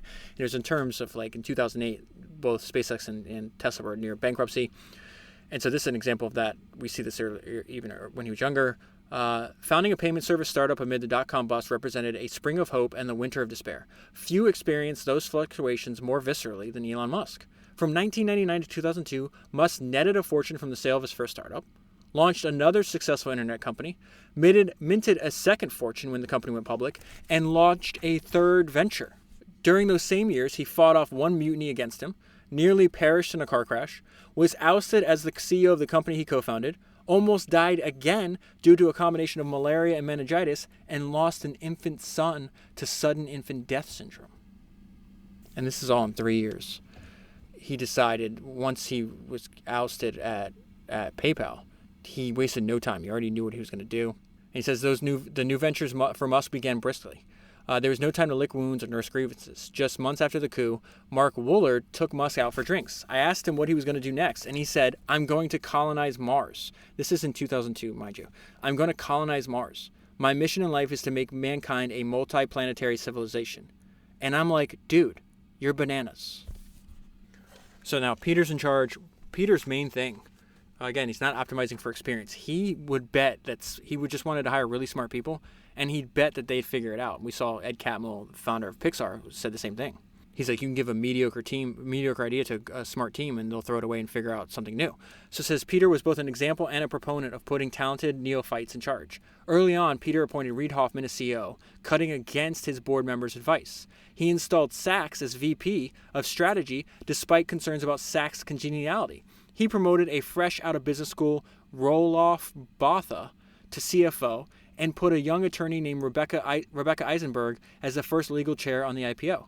Later, talk of Peter's contrarianism would focus on his decision in markets and politics. But during the PayPal years, his tendency to buck convention had nothing to do with math or political philosophy. It had to do with people. He didn't give a shit. He cared about smart people who worked hard. So there's an entire chapter called Igor. It is about Max and his team they were losing tens of like $10 million a month or something like that just on fraud. And if they could not solve this problem, it's over for them. And so there's, again, there's more detail in the book, but really there's just like 3 paragraphs here. And I wrote fascinating. What business are we actually in? And the whole time I'm thinking I'm reading a book on a payment company. He's like, no, that's not the business that we're in. That's not the innovation that PayPal achieved in Max's perspective. And so he says, with these evolutions, PayPal effectively reinvented itself as one of the first big data security companies. PayPal is actually, more or less, a commodity business, Levchin observed. It sounds very cool and innovative, moving money on the internet, but the credit card interfaces have existed for 20 years. All we really did was put a very pretty web front on it and let people use their email address instead of their accounting number. But beneath the surface, Levchin said, PayPal's core innovation sparkled. So what business are we actually in? What is the value that we're adding? So this is Max talking now. This submerged part of PayPal is the massive and very, very numerically driven risk management system, which allows us to instantaneously tell when you're moving money to someone else with a very high degree of certainty whether the money you're moving is yours or whether you got it illegally and you might be on the hook later. Or we might be on the hook later to help authorities investigate or retrieve the money. Even PayPal's millions of dollars in bad transactions, this is now the author wrapping up the main point here, which is very fascinating. Even PayPal's millions of dollars in bad transactions could be justified for the extensive data set that they generated. Losing a lot of money to fraud was a necessary byproduct in gathering the data needed to understand the problem and build good predictive models. So I think Max's point is anybody can move money, but can you move money and not be beset by fraud where it puts you out of business? We solved that problem and other companies did not. And so another massive problem that they had to tangle with over and over again is platform risk. Now you have problems. You have problems with fraud. You have a problem with customer service. You have a problem with growth. You have a problem internally. But now you got a problem from eBay itself, and this is something that founders to this day still have to deal with. This risk when you're building upon somebody else's platform. It says once the PayPal team dove into the buy it now button mechanics, they started to panic. So eBay, before there was no. The crazy thing is, years before this, eBay existed. There was no way to. They didn't have a payment system at all. And in fact, at the very, very beginning, they trusted that if you used their auction system and you sold something, Pierre, the founder, he had this belief that people were genuinely good. So he's just like, I'll trust you to just mail in like my percentage of transactions. So he'd get a bunch of stuff in the mail with 25 cents or, dollar in it or whatever the case is. And then eventually, obviously, PayPal realized it's like, hey, your customers, like, why would you want to send checks? Like if you're an eBay power seller, like I don't want to wait for a check. Just like then I have to wait for the check. I have to go deposit, I have to do all this other stuff. You just pay me with PayPal, it's like 10x better than a check. And so eventually eBay realizes their mistake. They're like, oh, so they have BillPoint, they have all these other systems, but people are still their customers are still electively choosing to check out with PayPal because they thought the product was better and the customer service was better.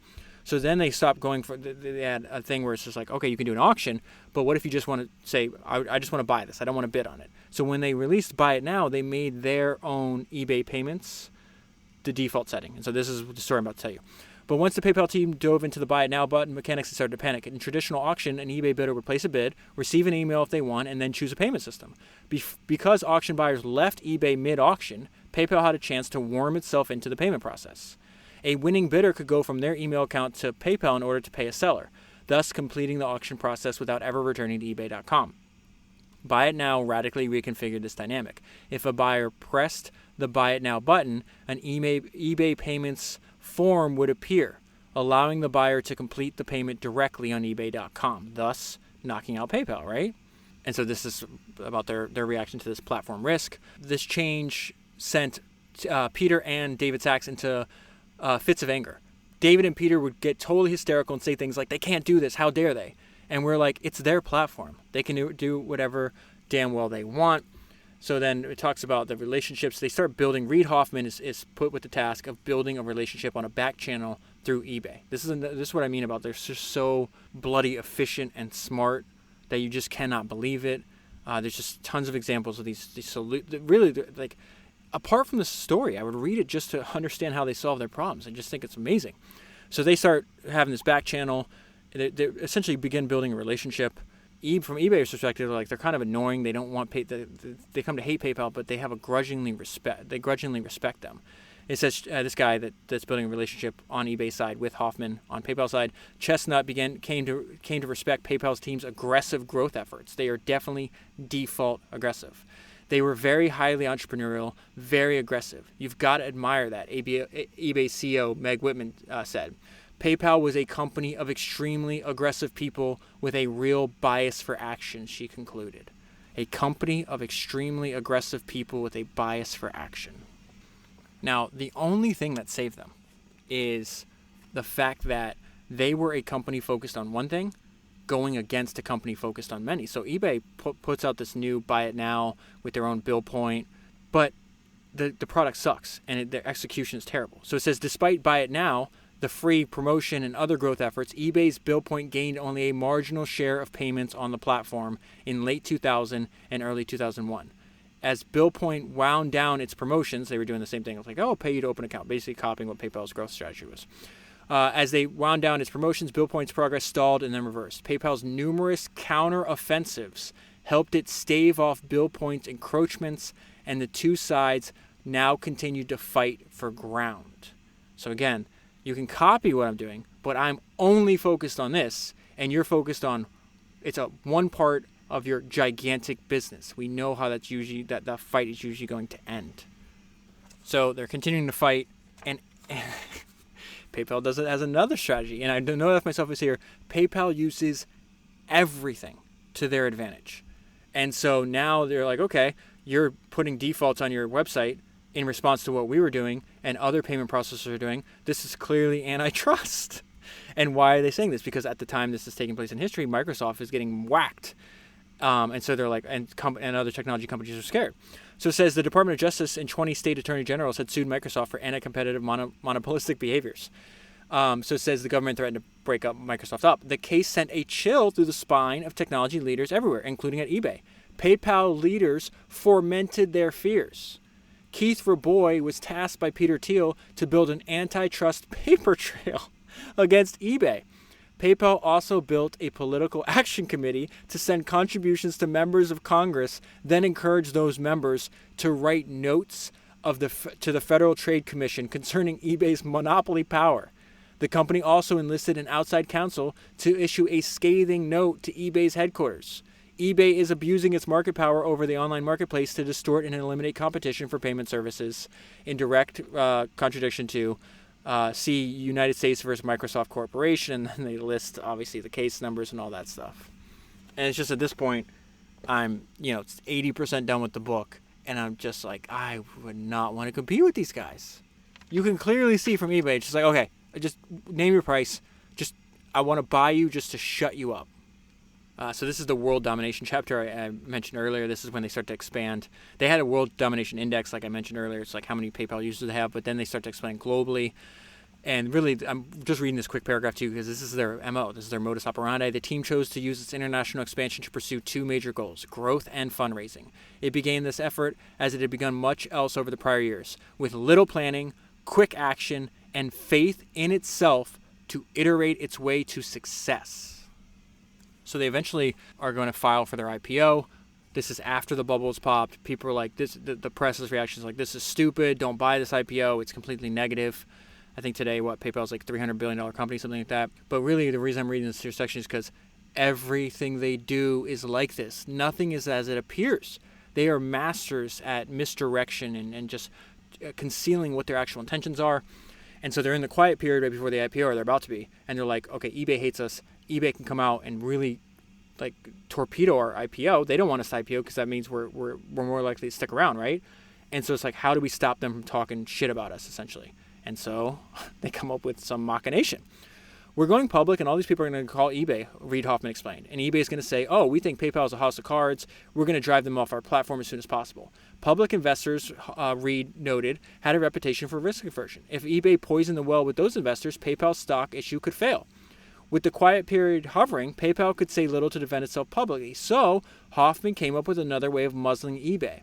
And this is what he said. If eBay is in negotiations to buy us, if they say anything to the public market, it's breaking fiduciary responsibility, he realized. PayPal would then enter another round of acquisition negotiations with eBay to silence it. And they've had many failed talks up until this point. And again, so I'm going to, from eBay's perspective, like, okay, these guys are back. We have a chance to buy them again. PayPal's not, that's not their goal here. Their stated goal is you shut up until this IPO happens. Hoffman approached eBay with the offer. So they said, okay, you can buy us for $1 billion. I think they would have taken $1 billion, by the way. It says, and I think Reid says that. The eBay team came back with counteroffers, but Hoffman stood firm. Hoffman said, I have a mandate to sell the company for $1 billion. I'm not trying to negotiate. And of course, every day of quote-unquote not trying to negotiate bought PayPal an additional day of eBay silence as its IPO marched to a close. These guys are just so bloody efficient and smart, you cannot believe it. eBay recognized that an acquisition of PayPal before the IPO might prove wise financially and came back with a final offer of $850 million. If what you're telling me is that your last offer is $850 million, Hoffman said, I can take it to the board. But just to be really clear, I have a mandate to sell the company for $1 billion. If you gave me $1 billion offer, you would own the company. eBay CEO Meg Whitman grew frustrated at PayPal's unwillingness to yield. I think she thought we were going to take the $850 million, Reid said. She didn't realize that my principal goal was to keep them quiet and not to sell the company. So the IPO winds up working out. They wind up raising a bunch of money. I think the valuation was somewhere like final settled like 1.2, 1.4 billion, somewhere in there. And I just want to read this to you because up until this point, we're almost 400 pages into the book. It's just struggle after struggle. We're going to die. We're going to die. We're going to die over and over again. And there's a guy named John Kothanek, who's an employee at PayPal. and I want to read. There's a bunch of reflections on this day, but I thought his was the best. It's just a feeling of relief and satisfaction post-IPO. And so it says, John remembered gazing across the crowd in the parking lot, because everybody gathered as a company, and seeing the parts that produced the whole. We weren't a big company still, he said. And there's a couple hundred people standing out there at most. And you could look at the people and you could say, I know what that guy did to get us to this moment. I know what that woman did to get us to this moment. I know what he and she and her and him did to get us here. And I was just so proud of everybody. The festivities had PayPal quirks, though, with a celebration mixing with competition. The employee's most vivid memory of the day was Peter playing 10 simultaneous games of speed chess in the parking lot. Each game included a cash bet. A large crowd huddled as Peter played each board and moved to the next in rapid succession. During one stretch, Peter won 9 out of 10 games. Peter doesn't drink much, and we made him do a keg stand that day. And after that, he was half drunk, and he still beat 9 out of 10 people. It's crazy. David Sachs earned lifelong bragging rights for being the only player to beat Peter during the simultaneous chess match. When Peter lost, he was pissed. I just remember him getting up and clearly being screw-faced. He was livid. So competitive to the very end. This is more about the financial outcome for Elon and his default of being full risk on. Far and away, the biggest personal windfall went to Elon Musk. Musk was historically the company's biggest individual shareholder and had acquired even more equity as time went on. Musk owned more PayPal stock than even institutional backers like Nokia Ventures and Sequoia Capital. And then this is, again, just another genius, counterintuitive strategy that they had. The guerrilla marketing, it's just amazing. So this is post-IPO. Another round of acquisition talks with eBay has fallen out. And so eBay's having this gigantic company conference, right? Inviting all the sellers on their platforms to come and have this giant conference, and the CEO is going to talk and everything else. And it's called eBay Live. And so PayPal's like, all right, well, how do we remind eBay how important we are to them? And it says, the marketing team had procured thousands of t-shirts featuring the PayPal logo on the front and the phrase New World Currency on the back. They distribute them at the event with an incentive. Those seen sporting the shirts at eBay Live would be eligible to win $250 cash prize. The goal was to remind eBay senior leadership that PayPal was inextricably tied to its seller community. Even eBay's most vocal cheerleaders would wear PayPal swag. As eBay Live opened its doors, PayPal logos were everywhere, with attendees wearing the shirts in hopes of winning free cash. eBay took notice. As Meg Whitman took to the conference stage for her keynote, she was greeted by thousands, a staggering number of PayPal t-shirts. And so why is this so important? Why are they playing these games? And this is a great way to think about risk. We were completely dependent on our enemy. Few on the PayPal team saw that risk dissipating without a deal between the two companies. Reid Hoffman had a pithy means of describing the challenge. Just because someone shoots 5 bullets at you and misses does not preclude the 6th one from killing you, Keith Rabois said. And in the footnotes of this section, they're talking about this guy that's hired by eBay. And he tells a story, a great Steve Jobs story that I've never heard. And so I'm a sucker for these. I'm going to read this to you. I think this is around 1999. So it says, Steve Jobs had been hunting for a CFO of Pixar and reached out to Jordan, who agreed to meet Jobs for breakfast. I show up in my suit jacket, Jordan recalled, and Jobs walks in torn clothes 20 minutes late. Jobs only had 2 interview questions for Jordan. Question 1. You went to Stanford Business School in the late 80s, and then you're in the center of the company creation universe in the most exciting time in the world, and you became a fucking management consultant?